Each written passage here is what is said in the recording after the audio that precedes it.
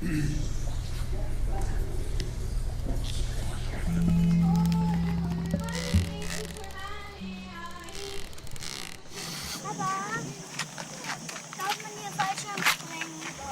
is your cell. Si eres ladrillo, seré concreto. Si eres oreja, seré Van Gogh. Si eres...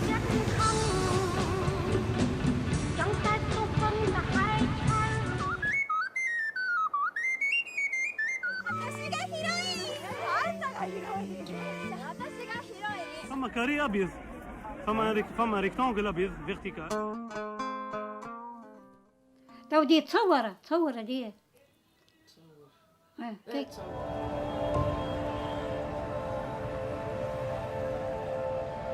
أي بنات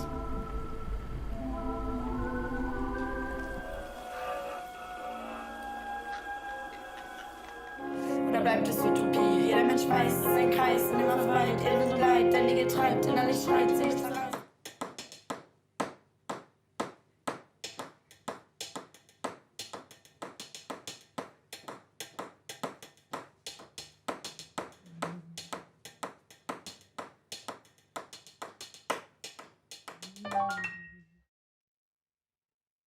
Hi, welcome again to Berlin Critics Week. We have 3 more evenings to go. This is the see-through debate tonight.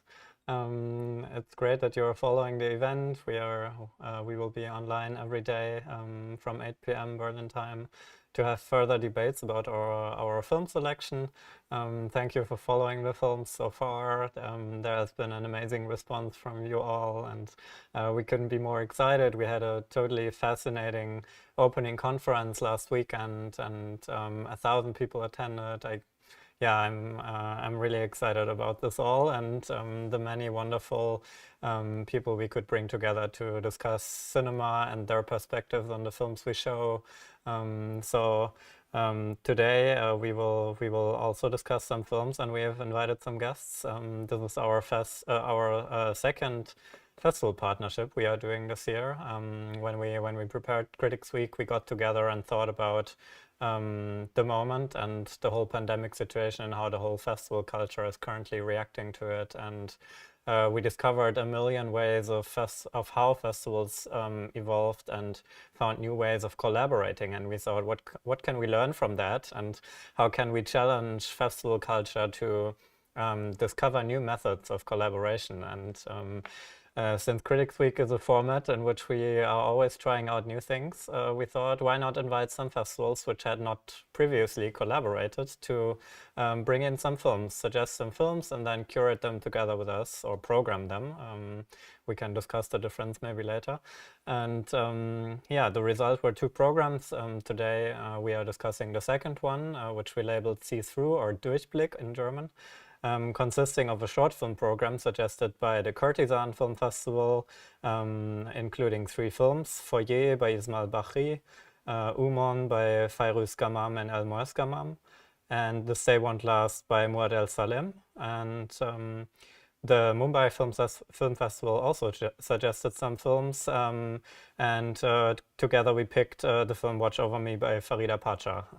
So today we have the most films in stock to discuss, and I can't wait to start. Welcome tonight's guests, Kirsten Johnson and Greg de Cuir, who will be our independent commentators on this program, which is not a program, but maybe 2 programs. And Stoffel Debuysere and Kalpana Nair from the Courtisane Festival and the Mumbai Film Festival. Welcome everybody, it's great to have you with us. Hi. Just before we start, obviously feel free to ask each other questions as well. I will just open the floor for you. This is of course a format in which the directors of the films are not yet involved. They can't really reply, which is something we have been trying at Critics Week, and it's always a little challenge. So I thought, why not address the elephant in the room first and discuss a little bit your feelings towards whether we can discuss these films without the directors and how you feel about it. Does it make you feel uneasy? Do you feel it's particularly challenging? Or maybe it liberates us in a way? anyone can start. Take your time. Sorry, I was muted, I think. Thank you for the invitation, Dennis, and congratulations to your whole team, everybody involved with Woche der Kritik. I've been a couple of times. It's been a long time, so hopefully we will all be together again soon. Yeah, just to quickly answer the question, I don't feel bad at all discussing things without the filmmakers, because it's a rare luxury to actually be able to meet filmmakers and discuss things with them. So my normal mode of operation is rather filmmaker-less, whether writing or oftentimes even curating. I will completely reiterate what Greg is saying about thank you to all of you for trying to imagine new ways of us all interacting. And I'm really honored and excited to be in conversation with all of you. And, you know, as a filmmaker, I love the idea of my movies going out into the world and being discussed without me, and like people being able to see things that I can't see in them. And you know, my perspective is that audiences they continue the making of the movies with us, and that is true of journalists and critics. And I love conversation that can emerge out of a work without necessarily having the filmmaker attached to it.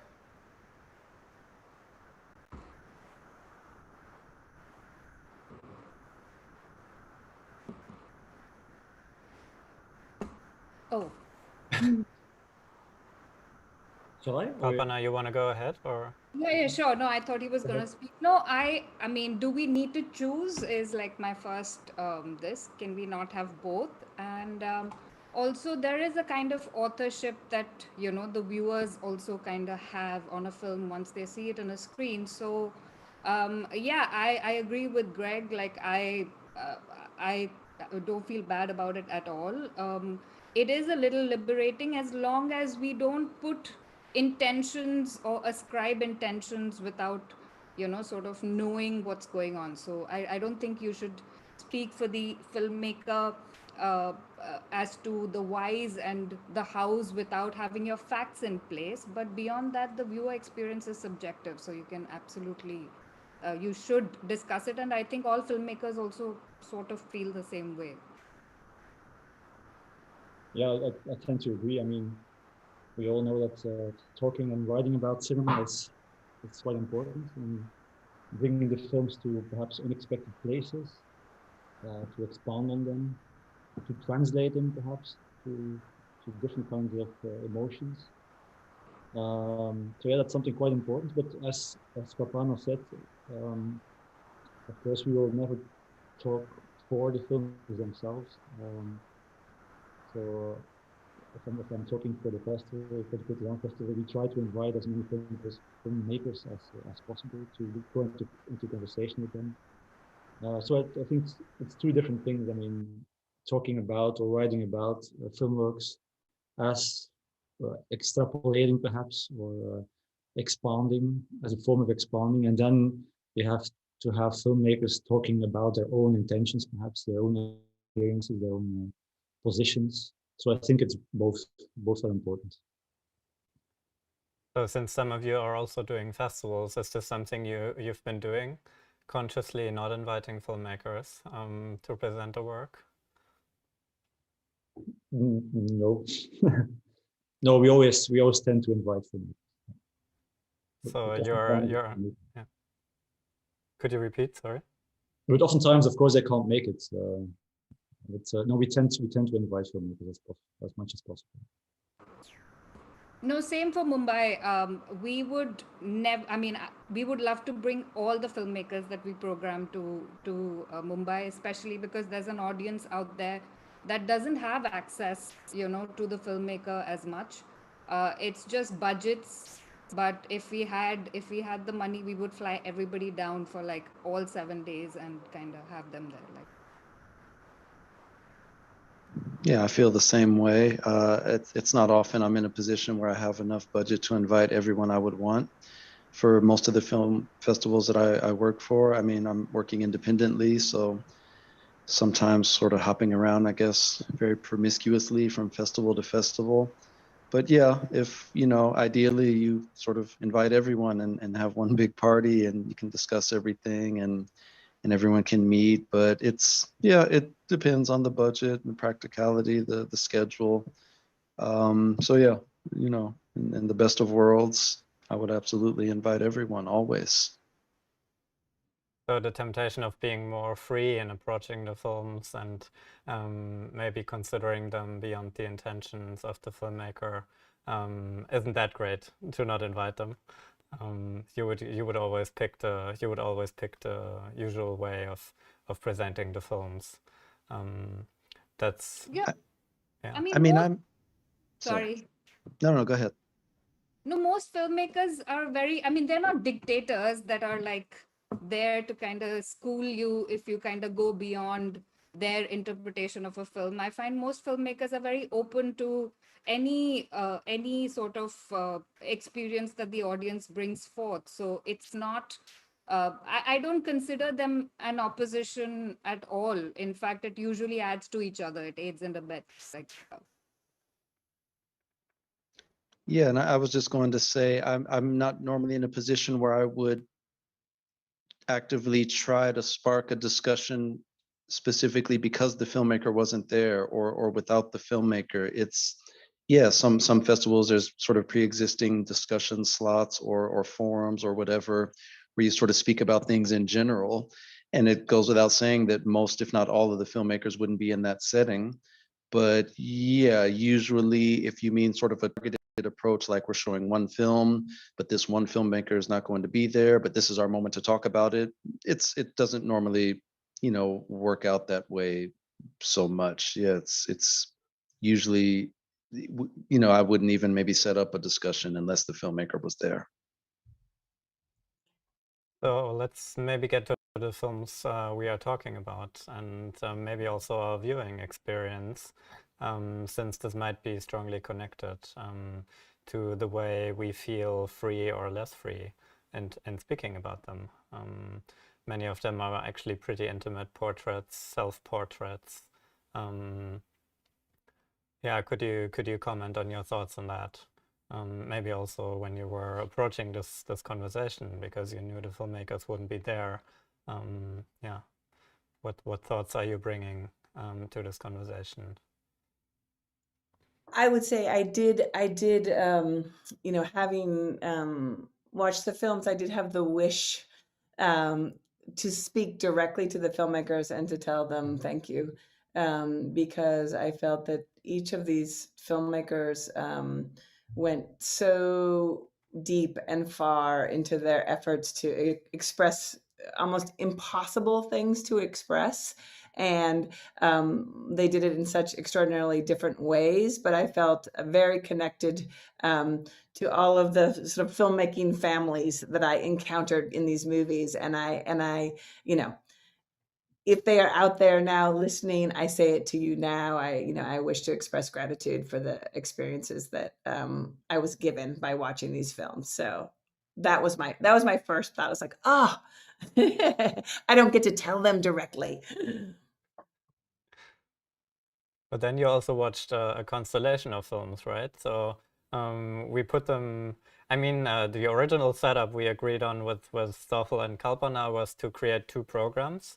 And we would have presented them with a break, so they would have been separate programs. I'm not sure how you actually watched them, whether you watched them. I think you didn't watch them in one go, right? You watched first the short film program and on another day the feature.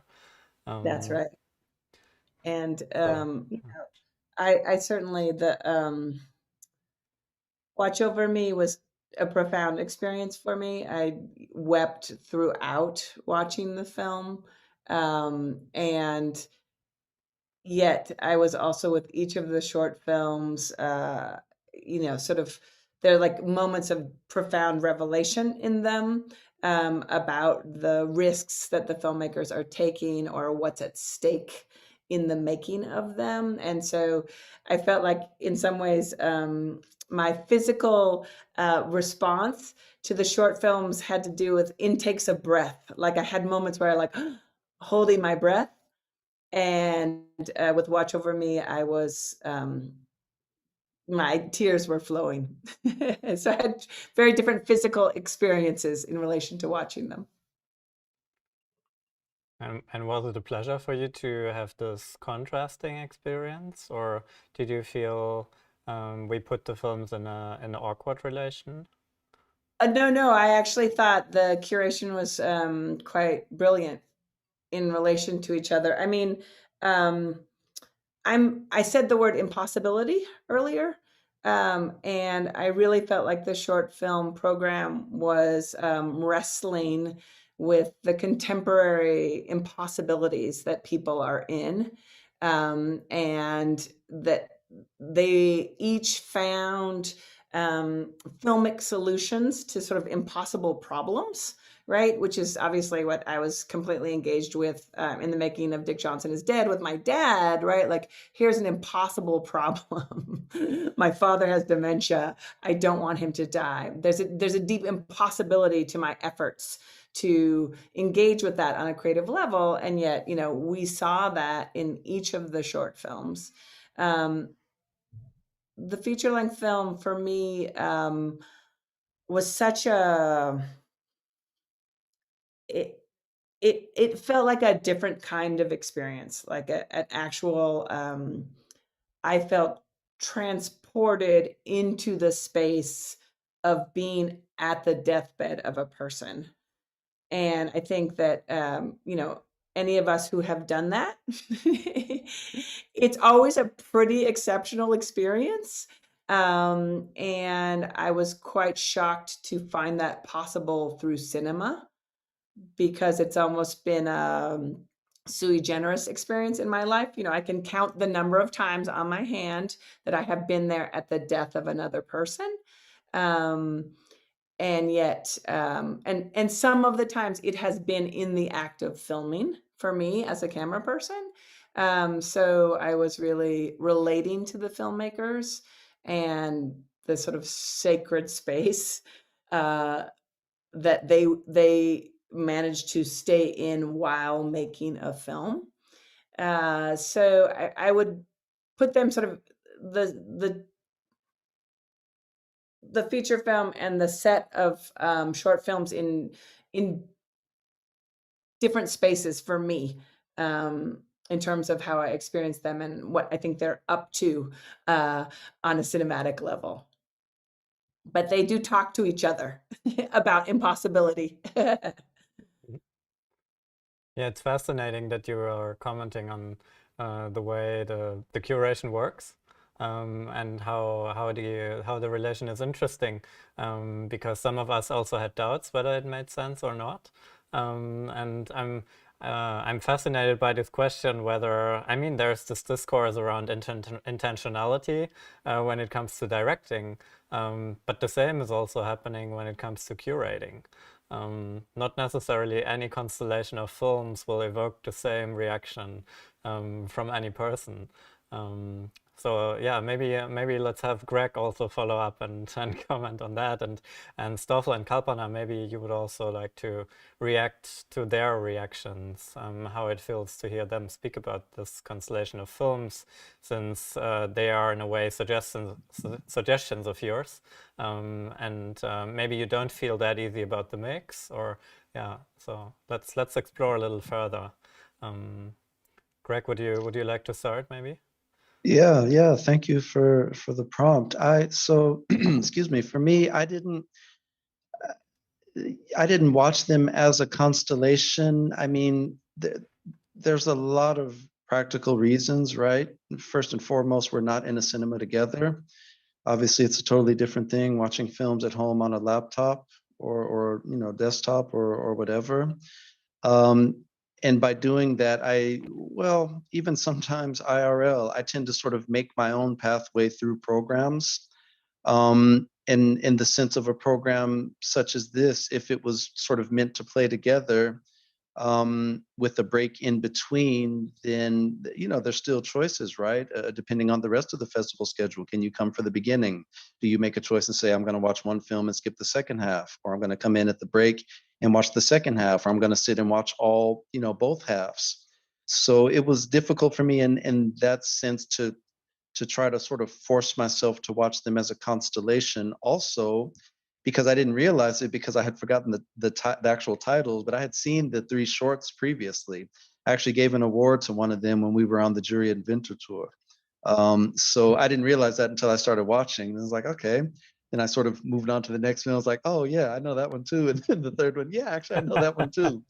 So I was kind of in an awkward position because I was kind of picking and choosing and sort of piecing together my own experience through these films. But anyway, I believe as a curator, as an exhibitor, as a programmer, whatever term we want to use, the audience really has the final cut, right? Sort of the act of putting films together is the act of cutting. It's sort of cinema by other means, as Pablo Levy would say. And the audience has the final cut, however they're going to experience and however they're going to observe it. So yeah, I'm kind of sort of in that position also when I'm in an audience. So my experience of the films was kind of more a pastiche or a collage, maybe more than a constellation, an asymmetrical collage.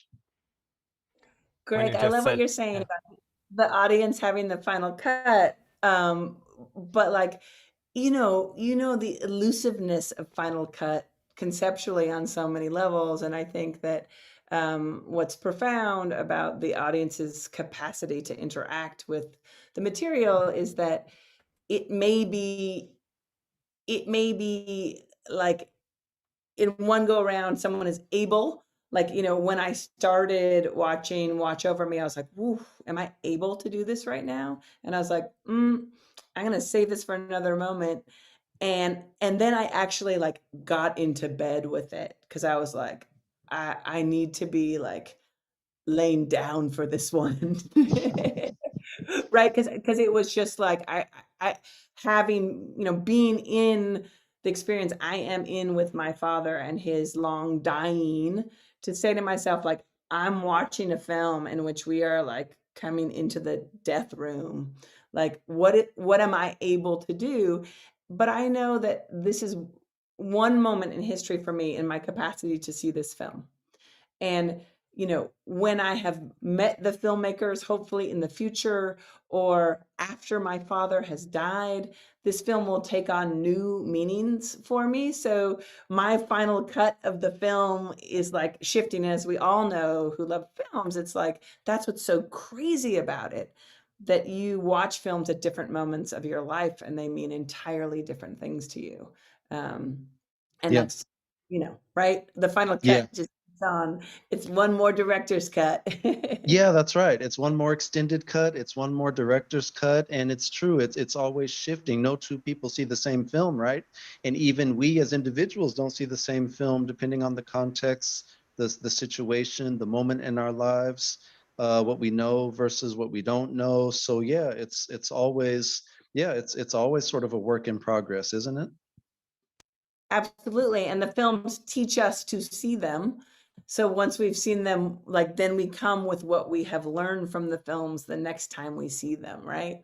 But I think because you all put so much care into this and said we will all be together, and I was like, "Ooh, I'm going to be with a bunch of curators." I was like, "Okay, this has been curated." Like, I thought about it as a set because you invited me into your world. So I was like, all right, yeah, like, we as filmmakers do things when we are filming in the edit room, and you as curators, like you were saying, like, do things in bringing films together.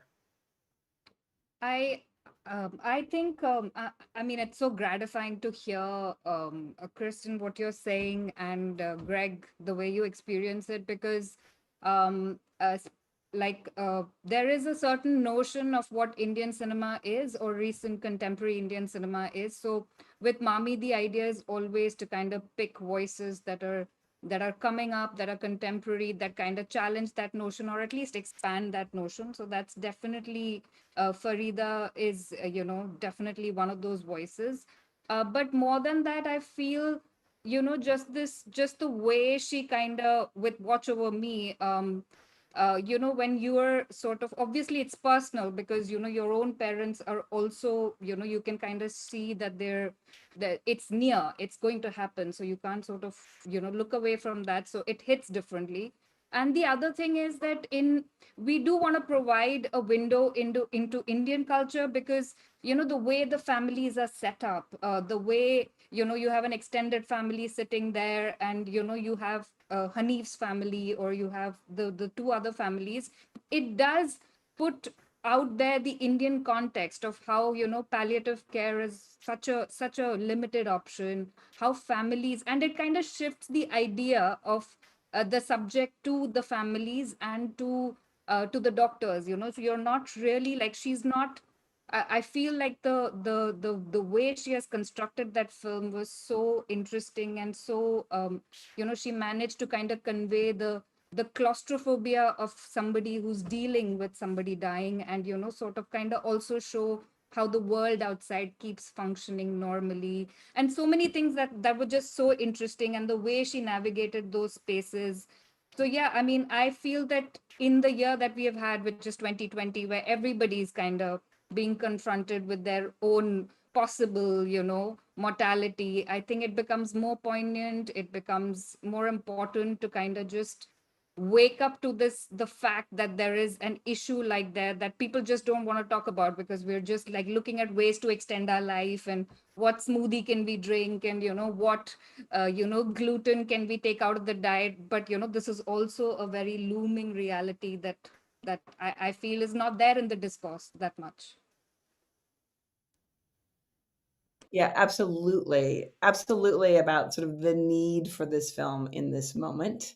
Because I think we saw it in the, I'm interested in what you're saying about how it is specific to Indian culture, but it also felt incredibly grounded in the sort of conflicting within families responses, between different siblings, between the person who is dying and the people around them, and the way in which this sort of interface between the healthcare professionals, like we need some guidance, like that you are standing there watching someone dying and you don't know what's happening, that the person themselves who is dying might not know they are dying. I mean, this incredible moment where the smile on the man's face who wished to go back to his village to die, like when that came in the movie, the profundity of like how much pain he had been in, how much he needed to return to his village and be with his parents, and the joy it brought him was so transcendent, and sort of such a revelation, and thought provoking of like, where would I need to go? Who would I need to be with if I knew that I had to die? Right. And, one of the things that I have been doing with Dick Johnson Is Dead the whole way through the making of the film is to ask people, how do you wish to die? So I'm going to do it here because, it's so fun to listen to the responses. So I'm curious, Greg, have you thought about how you wish to die? That's the most unique question I've ever had in a public discussion. It's a Bond movie. It's a Bond movie waiting to happen. Yeah, no, I haven't. I mean, I think about dying, but not how I would want to die, or maybe I think about how I could die, but I do think about dying, but not that I have a particular wish of how I have a wish of what I would want to see when I die or after I die, but not necessarily how I would want to die or where I would want to be or who I would want to be with. I don't know if I should reveal that. Ooh, all right then. Ooh, that's good. Maybe you have to warm me up a little bit. Maybe we'll get back to that point in the conversation. I mean, that's the thing. Like, I mean, that was what's been so fun for me is like the provocation of that. Like, literally, when I started working on my movie, I was an if I dyer, right? And I'll still say it sometimes. And I'm like, well, if I die, but I mean, in this movie that we saw, to see like, this woman whose mother is dying, she's like, she is in such pain, and the daughter is like grasping at these straws of like, let's put her back into pain so that she can live a few more days. And like, what was the daughter's wish? She needed her mother to say something to her. And her mother did not say it to her before she died. But what was that need? And then, I believe it was the woman's brother who was there, and he was good. He was good with the mother. He was ready to let her go and to thank the palliative caregivers, right? But what did that daughter need? And how, it just was so powerful, like that work that palliative caregivers are doing of to express what you need. What do you wish, before we get to the point where people are physically unable to express it, right? And so what was that conversation, that impossible conversation that didn't happen, right? And the anger of the daughter, and that she was directing it at the caregivers, right? You understood, but it was like she had not gotten something she needed, that daughter. And it was powerful to see her this is not happening, even as her mother was dying in front of her. So, all right, Greg, I'll warm you up. I'm going to go in for Kalpana. Kalpana, how do you want to die? I have a list of how do I not want to die, not a lengthy process, not inside a hospital, but I haven't really gotten to the how do I yet. But I think in another 5 years, if I have that, I think maybe I'll get to. I haven't really turned the gaze like a selfie camera on myself. I've only looked. What about you, Stoffel? How do you want to die? Well, I prefer not to think about it, I think. No, the same thing as Kalpana. I think I might have a list of ways of how I do not want to die. But no, I haven't thought of a wish list of how to die. No, it's not on my mind. All right. Beloved host, moderator, Berlin critics, do you have a response? Well, actually, yeah, the way of how I don't want to die list is actually pretty connected to the watching experience I had with Watch Over Me, because this idea of being immobile and not being able to respond anymore, or design how I want to die, or even choose how I want to keep living. I guess that's closely connected to how I don't want to die.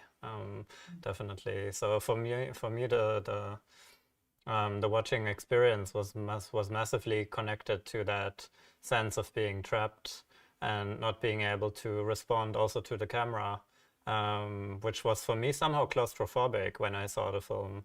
I was constantly in struggle with how the camera was getting close to these people, and whether they would be able to respond to the camera. And I find it fascinating in the film that this was constantly going on in myself. I mean, I was also massively touched by what was happening. At the same time, I was wondering, is this too close for me? Like I was struggling with I think with my commitment to the film, which is also something which I had in mind. And also, Stoffel, I'm also very curious about your perception of the film in terms of how it creates emotions in us and how it resonates with your program, and also to what kind of conversation it leads. I'm wondering whether you find it surprising. And to all of us, I'd like to ask how actually the sense of commitment is created when you approach films, since we can also choose not to commit to a film. And it's also a question related to programming, I think. Is programming a film already being committed to the film? Or maybe we get less or more committed to it by programming it. Our perspective might change. Yeah. So that's several questions. But yeah, Stoffel, I'd love to hear also your perspective on this film and the combination, yeah, and what was said. Yeah. Well, well, first of all, what I liked about Watch Over Me is that, I mean, you get to see a practice of care that is all too often underrated, undervalued, underappreciated, that all too often remains invisible. And I think in that regard, the film is quite important. As to the question of proximity or distance, when do you get too close? It's a very difficult one, of course. And I mean, films like Mrs. Fang by Wang Bing have already touched upon that question, perhaps even in a more radical way. In that film, you also get to see a dying woman. But he also gets very, very close. It's a question, of course, how do you approach people who have a lack of agency, a lack of response, when it's become a kind of voyeurism or intrusion. So it's a difficult issue. But here in this particular film, you had also other kind of moments. Like Kirsten mentioned, that moment of the smile of the man who gets to return to his home, to his village. So there you get another kind of emotion, another kind of sensibility, perhaps that perhaps creates balance within the film. I don't know. As to the constellation, of course, that's a choice that you have made. The Berlin's Critics Week, and I already mentioned as programmers or as curators, whatever you want to call us, we're spectators in the first place, just like filmmakers themselves, by the way. So, and what we tend to do is to respond to what we see, and to respond to what we get to feel by what we see. And in our cases, we create programs or we create contexts in which films can be shown with a certain amount of care. Again, to use a word that has been used already. What we try to do with our proposition, I think at first there were 4 films, not 3, was to create a kind of resonance chamber, let's say, of films that have touched us.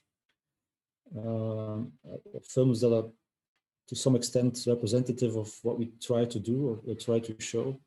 Films that are personal to some extent in content as well as in form, but have a scope and a kind of reach that exceeds the mere personal. And I think this question of the impossibility that Kirsten talked about can say something about that. But also there are films that touch upon implicitly or explicitly political currents or undercurrents. So that's also something that's quite important for us.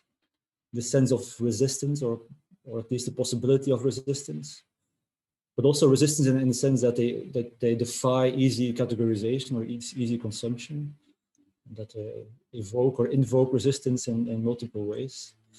So yeah, that's oftentimes the films that we try to show, and the combinations are oftentimes also discussed with the filmmakers themselves.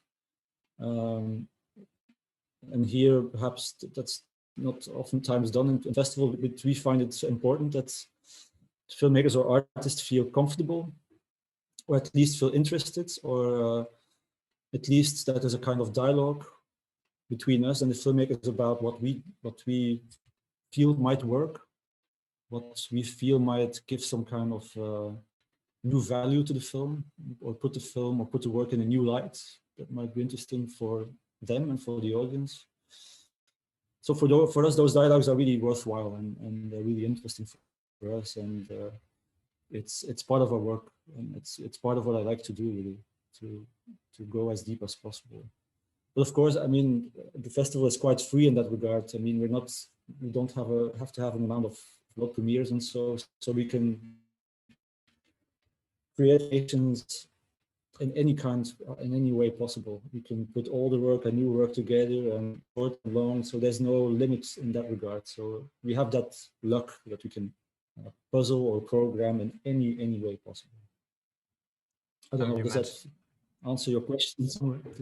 Yeah, I have a follow-up question. You mentioned the term resonance chamber, which I find really fascinating. Could you describe what this is, a resonance between films, and maybe it's also a word you would use in relation to a film when you watch one. What is this, a resonance? Well, the resonance can be, it can be in content or in this, for example, these three films, there's certain sensibilities that they have in common. It's not because they all share Tunisia, or it's not because they all are situated in Tunisia that we put them together. Of course, that's one thing, but they share a certain sense of intimacy, questions about communication, questions about the visibility and invisibility, questions about belonging and longing, and of course this very this risk taking that Kirsten already talked about. The sense of risk is something also that we find important.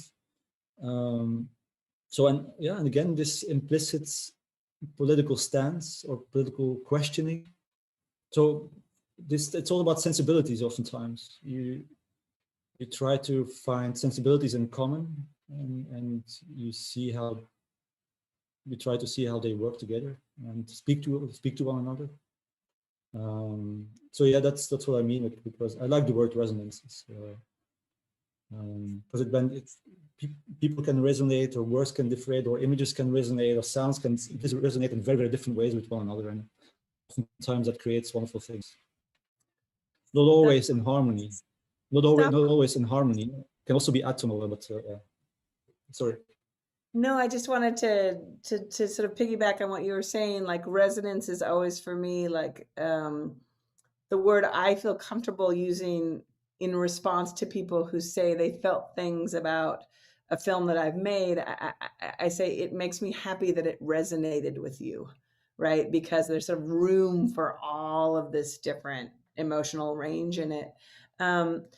Before we go to the three short films, I wanted to go into one of the words that you used, Stoffel, in talking about filmmakers being spectators.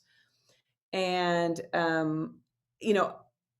yes, and I'm thinking about sort of the presence of risk in filmmaking, being there, your body in person in relation to events as they are happening. And it is different from being in your own home watching events unfolding on a screen. And the moment in Watch Over Me that was so resonant for me as a camera person was the moment when the lovely man had died, and the nurses were coming into the room, and the widowed wife was hugging everyone. And she hugged the nurses, and then she started for the camera.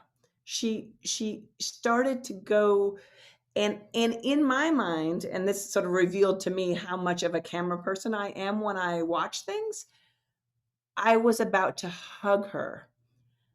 But the camera did not. The camera kept going, and the camera gave her the signal, don't hug me. I am filming this from this position, right? And it's an ambiguous moment, and this would be a place where I would love to have the filmmakers here with us, because they would tell us what happened in that moment, because it's a thing of angles, and was there another person with them that she was going for, etc. But I have this experience very early in my career. I was working with a Brazilian filmmaker, and she had her mother had died when she was a toddler. Her mother had a heart attack, and she was alone with the mother. So she was alone with the dead mother for 2 or 3 days. And then a housekeeper came in and found them. And so we were going back 30 years later to try to find the housekeeper. Well, we got to the housekeeper's house. We weren't sure if it was the right house. We knocked on the door, she wasn't there. And we were walking sort of around the backyard, and this woman came out from the back of the house. And she didn't know we were coming. There was no telephone. We hadn't been able to verify it. And the woman immediately said, Claudia. And she ran to this woman who she had last seen as a toddler, but she knew it had to be her because we were there with the camera. And she ran weeping and tried to hug Claudia. And I was very young as a camera person. And it was so shocking to me. Claudia went rigid. She couldn't hug the woman. She was so overcome. And I turned off the camera, I believe, and went and hugged the woman. And it was like, what was I thinking? But like, I was not yet emotionally prepared to understand my role in that situation. I was there to film the moment of Claudia and this woman meeting after 30 years. No matter what Claudia's response was, no matter what the woman's response was, I was so overcome. And this is where the risk is, Stoffel, in being the filmmakers, is that you don't know what is the thing to do in that moment. And sometimes you do the terrible error that I did in that scene doesn't exist. It only exists for that woman, for Claudia, and for me.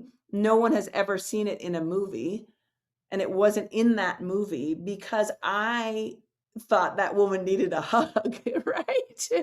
So I was thinking about that in this moment in Watch Over Me, and the sort of risk of the camera person in that moment.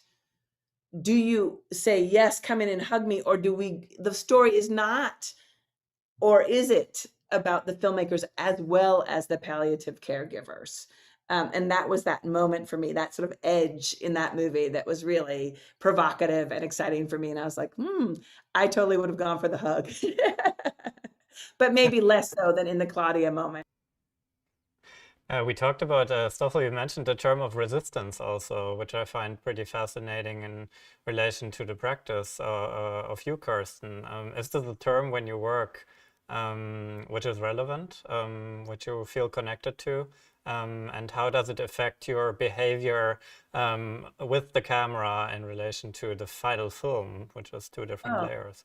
Absolutely, resistance. Absolutely. And I think that was so powerful in all of those films. I mean, the moment, and you'll have to help me, I'm going to now get all the names wrong and not remember, but for the young man in Tunisia where the screen goes blue, and he says, This Day Won't Last, that's the title of the film. This Day Won't Last. And the filmmaker's name is?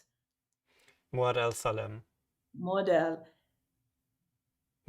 El Salem. Yeah, he is saying, do not be confused by the ease and intimacy of some of my images.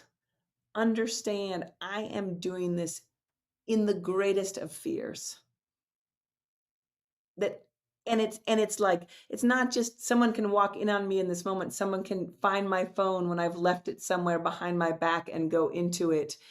And my life is at risk. I could be imprisoned. The people who I trust could be at risk. And he knows he hasn't yet communicated that in his images. He's looking for ways to say it visually.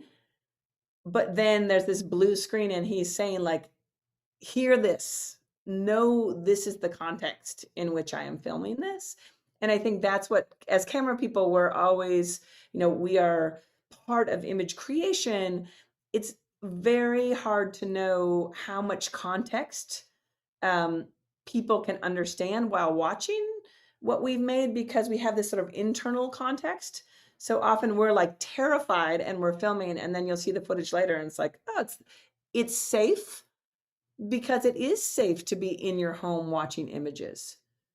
It's not safe to be surrounded by, blood on the floor that is HIV contaminant blood, and you happen to be wearing sandals that day, right? Those kinds of moments, you're shooting the whole time being do I have a cut on my foot? Those kinds of things, that's the context that can be difficult to communicate in images.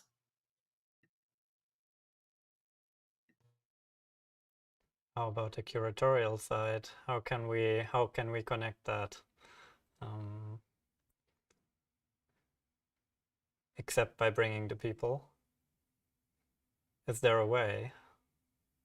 Oh, I mean, not to speak for the curators, but say, I think you did it, Stoffel. Like, I felt in that set of films, it was very clear how many things cannot be filmed in Tunisia. So many things will put filmmakers at risk to film them in Tunisia. And you were getting it from every different angle. And some of it had to be spoken, and some of it had to be expressed by putting a white piece of paper in front of a lens for the entire movie. And we got to see the range of responses to that, image, right? But I love the subversiveness of that film and how it was like, okay, we're not allowed to film in the street. We're not allowed to film in the police station. I am filming. Yeah, it's that, of course, the forms that they proposed are born out of a sense of urgency, but also limitations, impossibility. But I think all of them also all found a sort of poetic or poeticism, perhaps, that works on different levels. So that's also one of the reasons why we put them together. They work with the limitations and the minimal means and tools that they have at their disposal, and they do they reach so many. They're able to get out so many emotions and to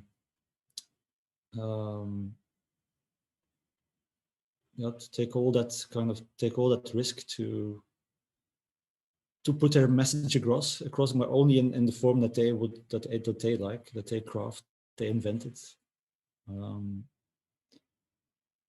But without any at the same time that Muad is also a militant. He's an activist, but he chose this particular form to talk about his situation and situation of many people like him. And I couldn't be more in awe for what people like him are doing.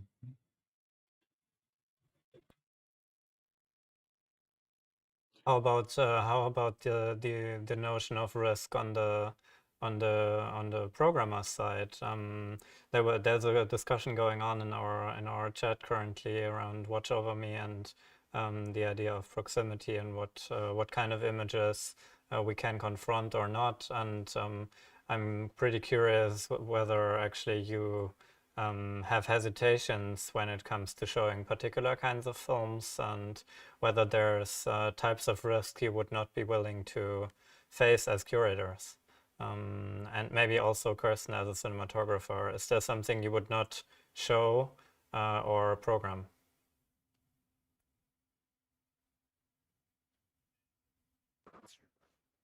Well, there's no laundry list, I think.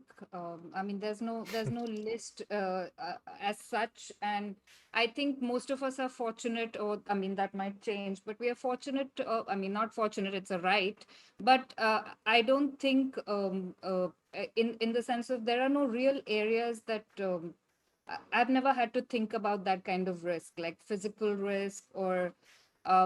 We've showed quite a few controversial films that have like kind of polarized audiences, but that's always been something to look forward to. Like that is the idea of a film festival. You do a physical festival so that 200 people can watch a film and they can go out and kind of fight with each other over it. And at Mami, actually, fights also break out before you get into a film because people are queuing up to watch the Gaspar Noé film, and this is the only chance that they have to kind of watch it. So of course they'll watch it and they'll they may like it. They get very, I mean, so the responses are quite vociferous, but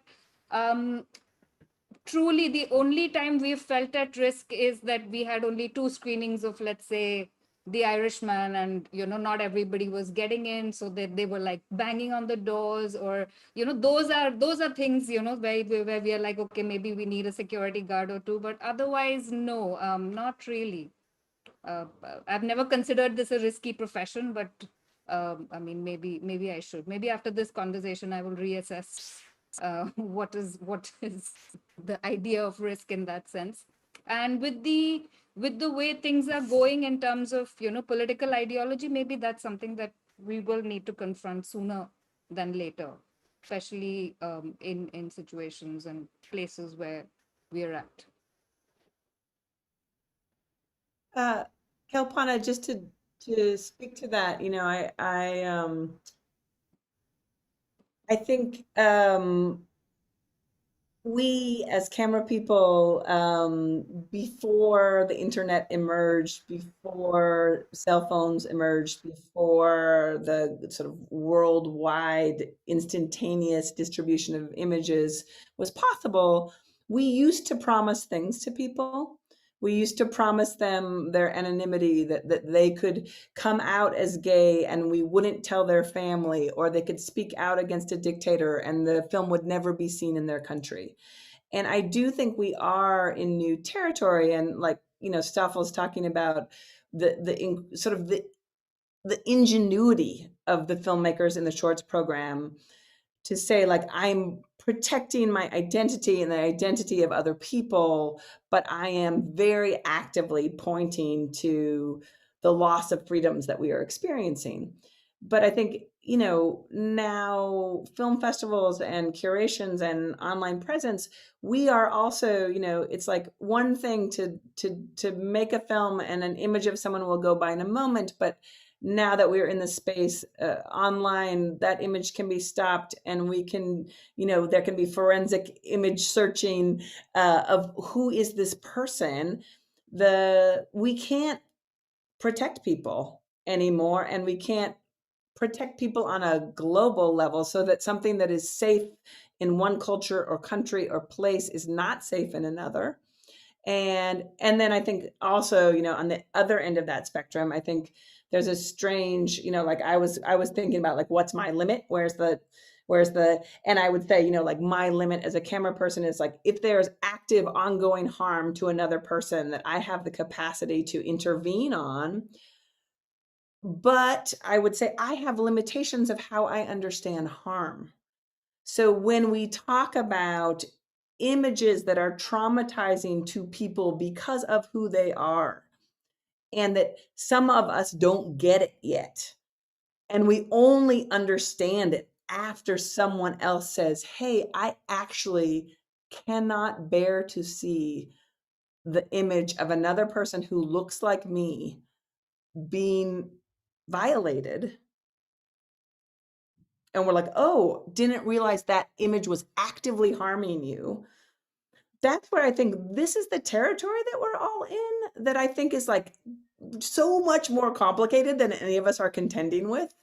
And none of us can understand what it is to be all of us.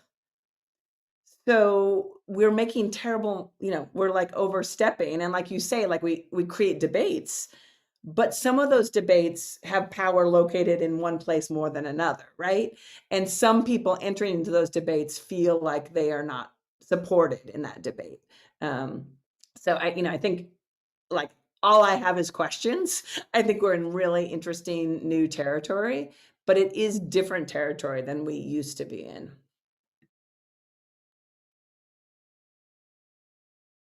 Greg is nodding.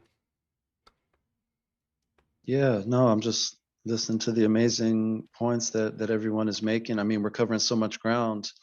One thing that's interesting to me, sort of this idea of risk, but also this idea of boundaries, right? As Kirsten mentioned, this is the classical sort of documentary studies debate, right? When do you cross that line, or when do you intervene, or when do you stay observational? When do you sort of break character or sort of stay in character as a filmmaker, as a film artist, as a camera person?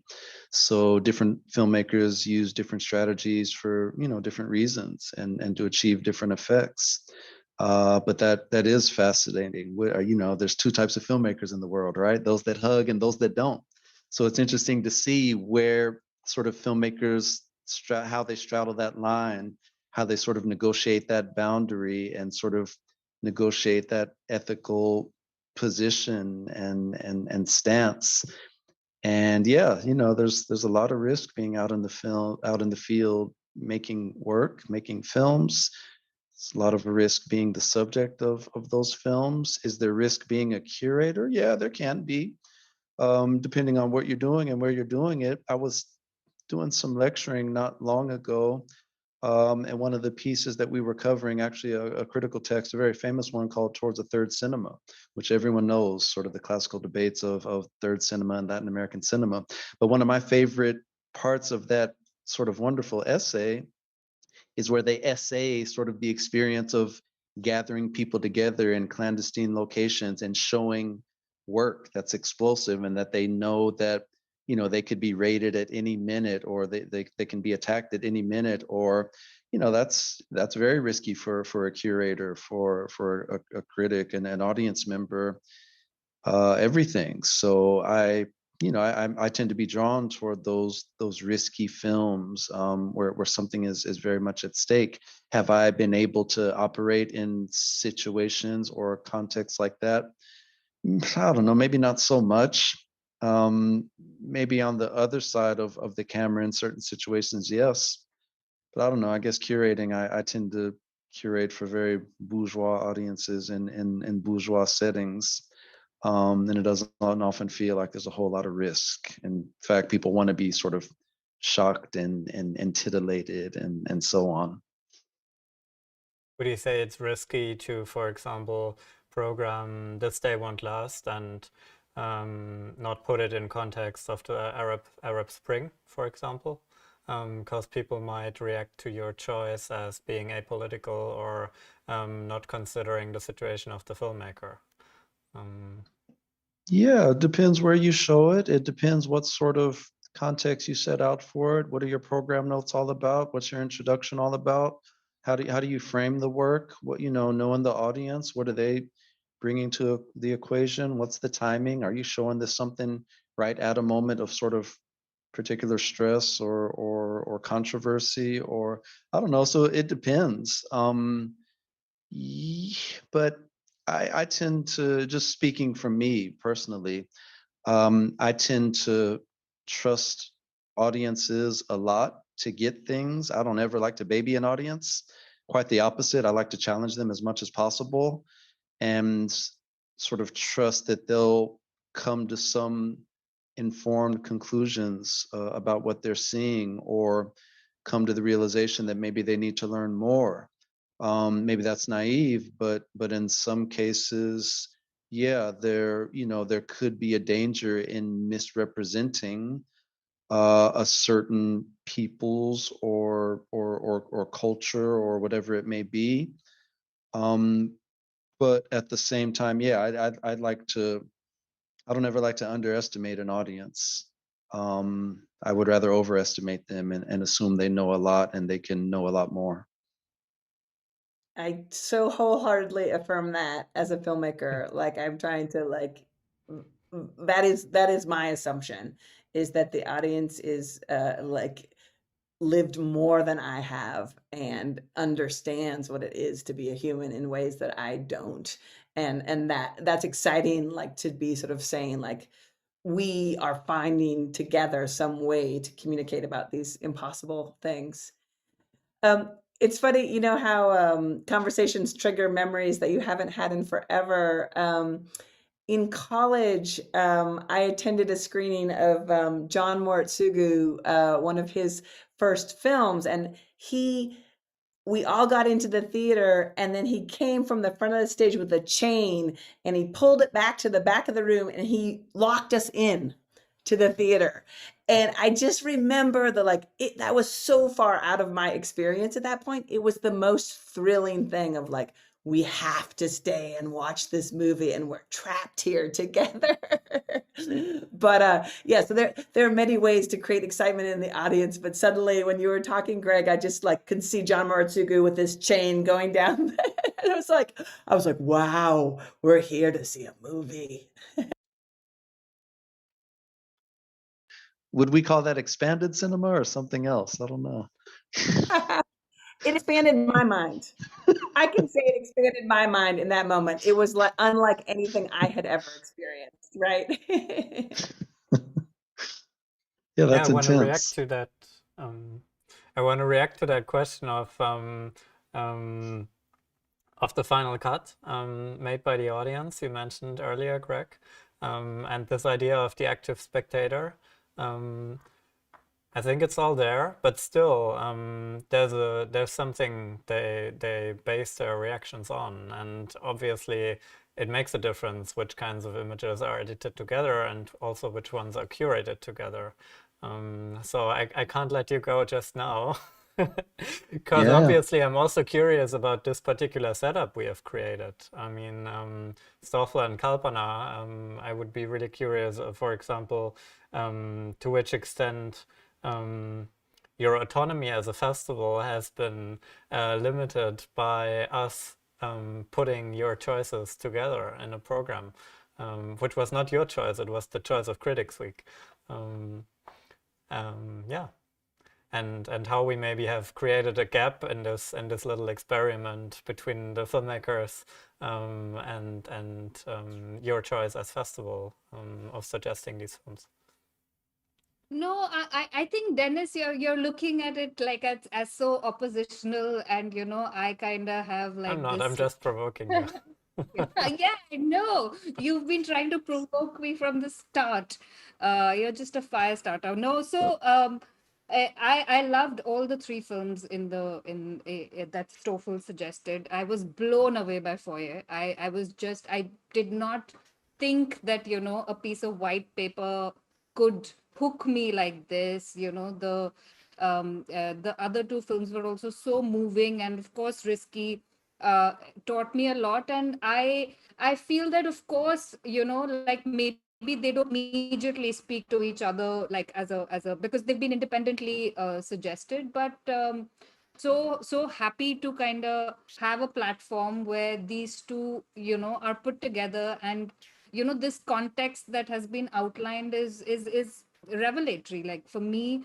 And then I kind of took Watch Over Me and I placed it against Kirsten's film, which I rewatched like recently. And then there was a whole new context that came out because it's two different takes on essentially like, a similar thing. So it's just been a privilege and it's been very illuminating. I have nothing fight worthy or provocative to kind of say. Yeah, don't. I also I think you're misunderstanding me because I'm simply curious about how you experience the films together. I mean, for me, it's a serious question whether, for example, the intensity of a film like Watch Over Me on an emotional level might overpower the short films when I watch them together, because I did this today, and this was a question going around in my mind. I guess you all have to say something about that. Yeah. I mean, I will admit that I rewatched Foyer after Watch Over Me, and it expanded the experience for me because I was thinking about, I mean, there was so much expanse in this white piece of paper. Like it was both the shutting down of possibility and it was the opening. And I was thinking about what the dying people were seeing or not seeing, with the eyes closed in the moment, you can no longer speak. You are hearing your loved ones watching you dying. And, there's the moment when the woman was dying and one of her relatives was sobbing and the nurse was like, don't cry yet, or like go outside and cry, because she was sort of in this space, like she was finally getting to be in a space of some kind of recognition that she was dying and quiet with it. And then, the nurse was like, take your grief outside. And I was just thinking about that in relation to Foyer and the white piece of paper, just how it kept, sort of flipping on its meaning. And then of course, like, the sort of the joke about whiteness, and you're like, there were so many things in that movie and your imagination could go so far. And it was also just about like having something blocking your vision.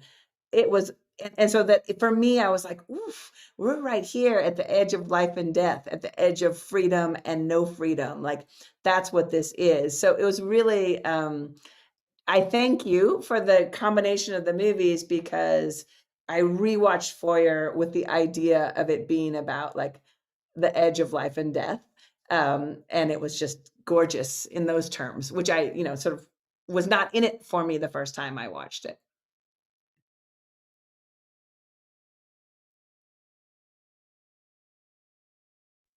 Yeah, I don't know. For me, yeah, no, the films didn't quite overpower each other, and I did appreciate the invitation to sort of read them alongside each other, sort of through each other, or across each other.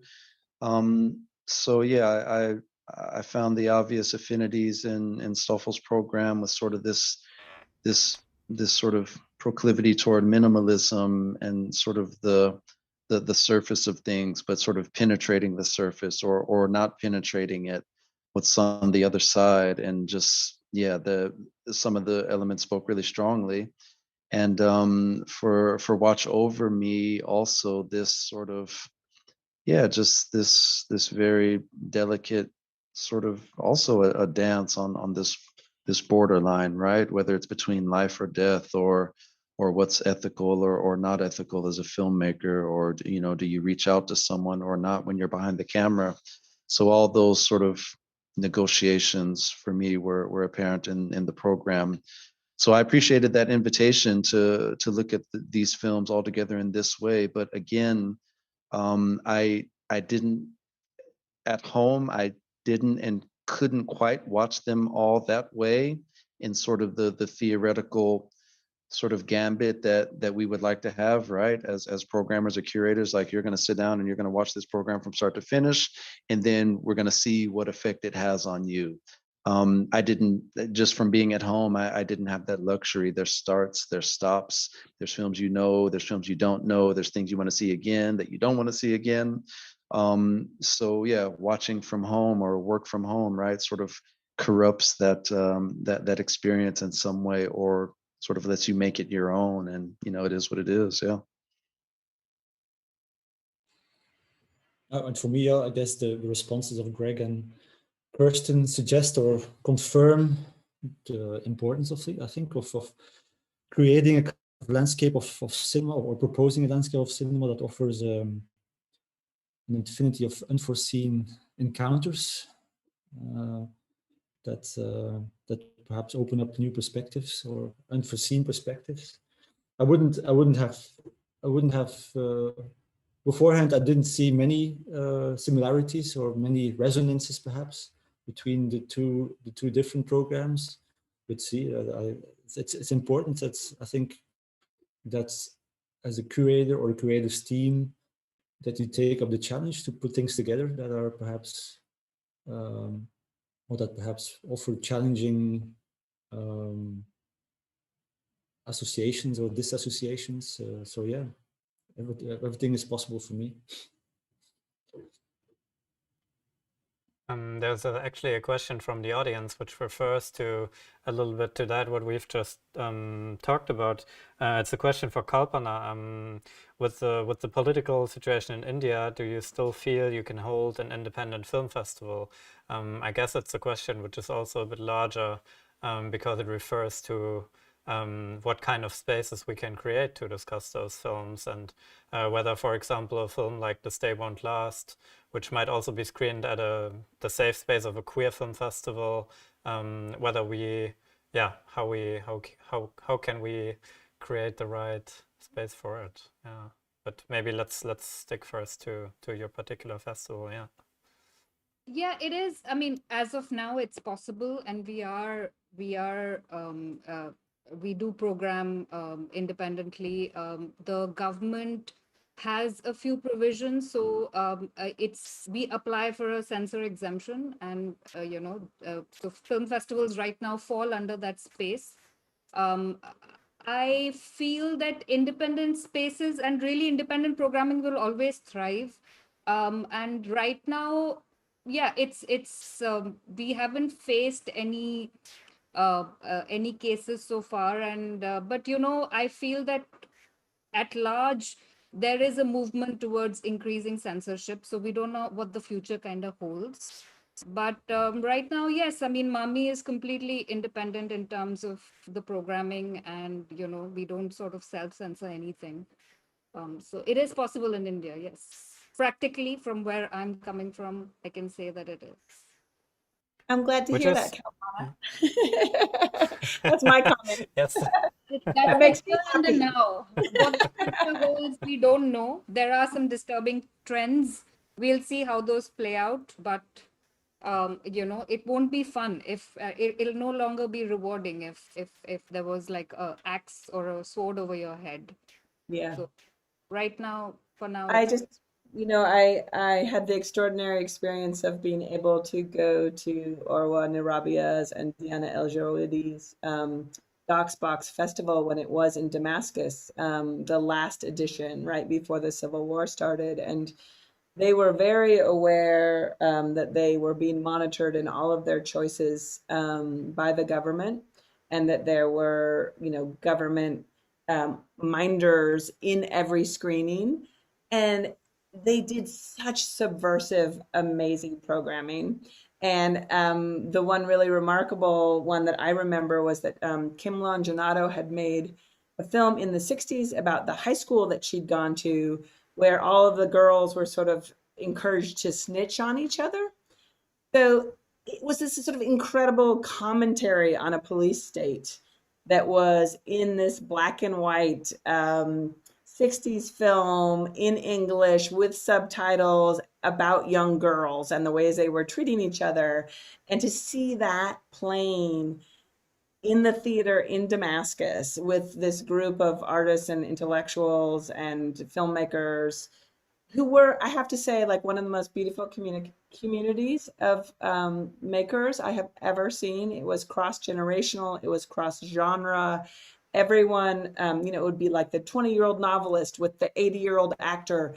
But because they were living in a repressive place, they had to trust each other. And they were a small community, but to be in that theater and to watch that film with them and know that there were government minders also there, getting it or not getting it, it was such a moving experience. And for me, back to Stoffel and what you're trying to do with your programming and the way you're thinking about the curation of those 3 films, resistance comes in many forms. And like, hallelujah for creativity and the unspoken modalities of cinema, so that things are being said in images and sound that cannot be spoken in certain places and by certain people. And I just I forever mourn for that community of people, what they lost by being splintered out into the world. It was one of the most beautiful things I've ever seen, but it was happening in relation to pressure from the outside. It had an intensity. And I think, we're not asking for more pressure from the outside. We want more open spaces that can include more people and that is not as risky. But I do think it's quite extraordinary what humans are capable of in pressure cooker situations. And you have to innovate and you have to find those you can trust. And that's quite a powerful and moving thing to witness, like I did in Syria. Stoffel, can you maybe comment also on the pressures on your festival and the status of Courtisane within the film ecosystem? How independent you actually are when you make your choices? Well, first of all, you should know that Courtisane is quite small. I mean, personnel-wise, it's 1.3 full-times. And we have a festival and a whole range of programs throughout the year. So independent, yes, because I mean, there's nobody. I mean, there's no. Bon, there's of course the political situation in Flanders is a bit is getting a bit difficult. There are certain right-wing tendencies and conservative tendencies, but we are so small. Either they cut us completely, or they just let us be. So that's really the issue. So we can basically show whatever we want to in that regard. But of course, most of us are not paid or very badly paid. So there's a lot of volunteering. There's a lot of voluntary work. So that's you need to get energy from somewhere else, and we get energy from the work itself. We get energy from the films, and we get energy enough to take up the responsibility to give that work the care that it needs and the care that it needs to have. And it's about caregiving and caretaking. I think curating is all about care, and we try to do that in every way possible. And we try to do that by contextualizing, by looking for the best spaces and the best technical, logistical modes of modalities to show the work. And so that's really the responsibility that we are taking up. But in regards to pressure, no. And if there would be pressure, it would make us even more angry and give us perhaps more energy for an amount of time. And how about your own sense of pressure? I mean, the way you chose to program in this kind of festival context. So the ambitions can be, since you have the greatest possible freedom, potentially the pressure can be the pressure you create yourself of living up to a particular kind of how to present cinema, right? No. You know, there's this quote by Foucault. He once wrote like, I dream of an era of curiosity. And perhaps that's one of my dreams as well. This curiosity, it's a word, it's a notion that is often stigmatized, but I'm a big fan of curiosity. And it's curiosity that I want to engender, or that we want to engender towards the audience, I think, and that we want to cultivate also. But it's also because we want to cultivate curiosity for ourselves.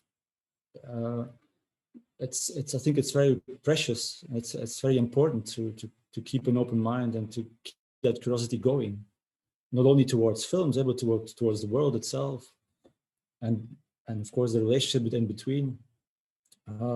So I think that's the main reason why we do what we do. It's to engender a curiosity and hope that it somehow keeps us on our toes.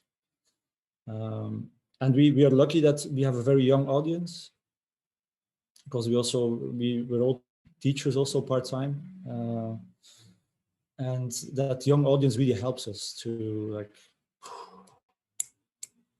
keep us going, man. I mean, it's really all up to them. They own the future, and you can feel it. That there's a kind of sensibility, a kind of heightened awareness, and a kind of a readiness to look for new perspectives and to open up new possibilities. And we try to, with our small little festival and our small endeavor, I'm not trying to overstate what we do, but we try to give a small push or help in that regard. But we're lucky in many ways also. I mean, we're small, but we're lucky in many ways. Stoffel, I think that was so beautiful what you said about the caregiving and the caretaking. And I was just so struck by the way that resonates with the work portrayed in, the film about the palliative caregivers. I think how that connects, it's so interesting. I think the ways in which caregivers in general are underpaid and under-recognized has to do with how much unseen labor there is. And that it's actually like the labor is great to do this work, right? To do the work of watching films, writing about them, thinking about them, as much as it is filled with pleasure. But there's this sort of there's this hidden labor in all of our ecosystems, as filmmakers, as film curators, as writers, and absolutely as caregivers, caring for ill people or caregivers in the world in general. And it's just interesting to think about how do we work to remake societies in which we acknowledge the cost of caregiving and the value of caregiving. And I think we who do the work of caregiving, we experience its gifts, but we are also, it wears us down and we are tired because no one is recognizing what it takes. And it was part of why I needed to make the film that I did, because I was like, I have to render this visible. The range of emotion that this creates in me, I have to render it visible, because I can't carry it all by myself like I did the last time with my mom and carry on doing this other work simultaneously. Like, I knew it was going to take all I had. So it was like, let me put all I have in a movie and see what happens. But I think, this is something we're all really interested in, and that the films bring up, is like, there's so many, not only there's invisible labor and invisible experience.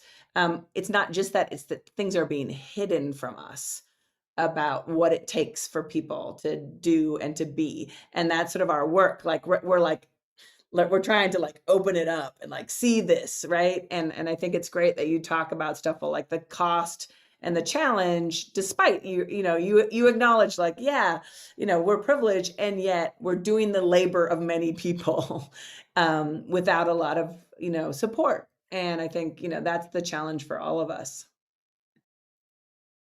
That's something you have actually thought about, the idea of a cinema of care, on an aesthetic level? Me? All of you? I think it's absolutely what I am searching for.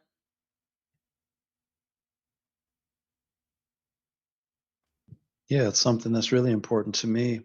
I organized a show last year called Radical Acts of Care.